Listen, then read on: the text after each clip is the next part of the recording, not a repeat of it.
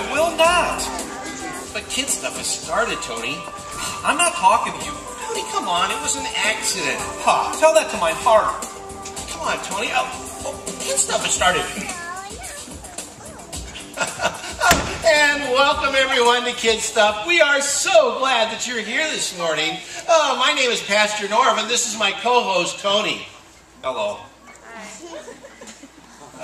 Tony, I think we ought to both greet them, you know. Separately.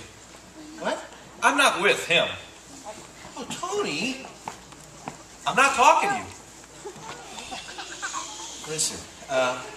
Okay, well, anyway, welcome to Kid Stuff. I'm really glad you're here. Maybe this is your first time that you've been to Kid Stuff, and we're glad that you're here. By all means, we want you to meet someone that's new. And, you know, in Kid Stuff, this is where kids bring their parents to learn. And you might ask, well, what do they learn? Well, they learn about biblical virtues. It's great because we believe that a virtue is something that God does in you to change the world around you. Yeah, somebody needs to change your world. Tony, enough. That's all we need, huh? Again, not talking to you. You're not going to talk to me. Did somebody just ask me a question to which I would reply, no? Then how do you propose that we work together? Well, I don't. You don't? Hey, you, come on up here for a second. Hurry. What?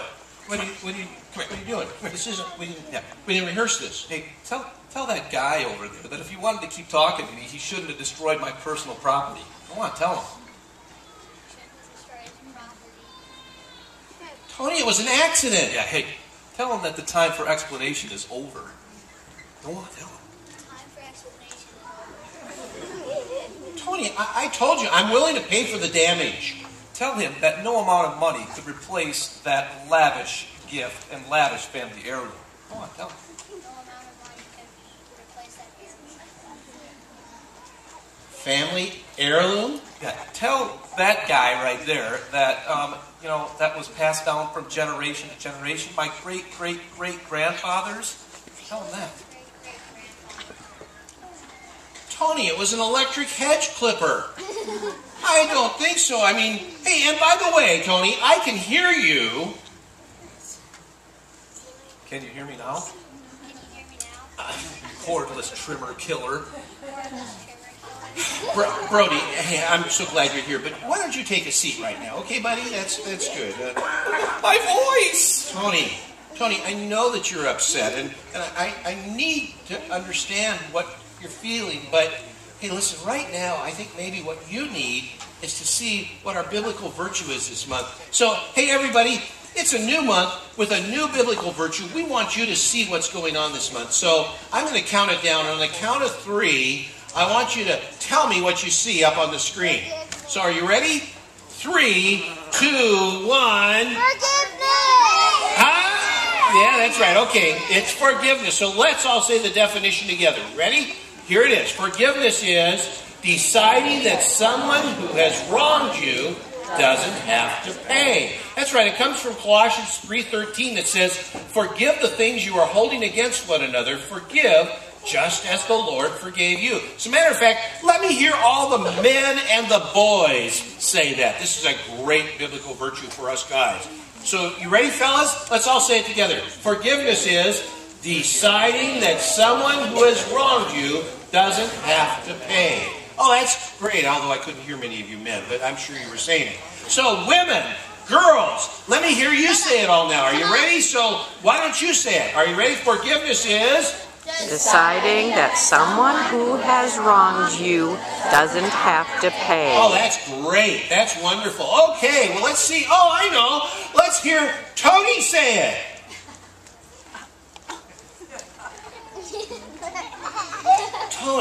Tony, hey, everybody, this month, we're doing something a little bit different. I have something up here. Kids, do you see what this is? Rock. Yeah, it's a rock. It's a kind of a big stone type of rock. And you know, I don't think you have to search too far to find one of these. And so this is what I'm going to ask you to do this month. I'm going to ask that each family go out rock hunting. Become lapidarius, or whatever the term would be. And needless to say, find a rock. We're going to call these forgiveness rocks this month, okay? And with that, I want you to find it, and you can put them in the middle of your table. Kids can carry it around with them. But here's what normally happens. People don't forgive others, and in the process, they carry kind of a grudge. They kind of feel a little angry. They don't give in very well. And so here's what we'd like to do. You could write the definition for forgiveness on this rock, or possibly you could even put someone's name on this rock. And then I want you to put it someplace, and I want you to forgive them.